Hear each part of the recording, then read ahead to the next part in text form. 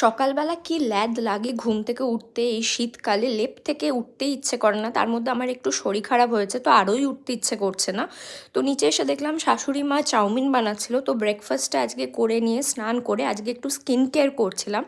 বরাবরই স্কিন কেয়ারটা আমি করি, আর এখন তো উইন্টার আর আমার প্রচণ্ড ড্রাই স্কিন বলে, আর এদিকে সিঁদুর পরতে যেহেতু অভ্যাস নেই, সব হাতে লেগে যায় আর মাথার মধ্যে মুছতে হয়, আর মাথাতে প্রচণ্ড ড্যান্ড্রাফ হয়ে যায়। সেই কারণে এদিকে যেই জামা কাপড়গুলো কেচেছিলাম সেগুলো ছাদে গিয়ে মেলার সময় দেখলাম কি সুন্দর সুন্দর ফুল ফুটেছে।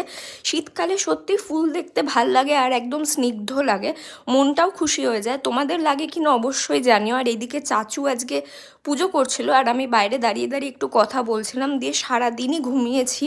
আমার ছুটিও ছিল, প্লাস আমার শরীরটাও খারাপ ছিল বলে বিকেলে উঠে জামা কাপড়গুলো পাট করছিলাম, যেগুলো ছাদে শোকাতে দিয়েছিলাম, দিয়ে নিচে গিয়ে চা খেতে খেতে একটু টিভি দেখছিলাম। দেখা হচ্ছে পরে।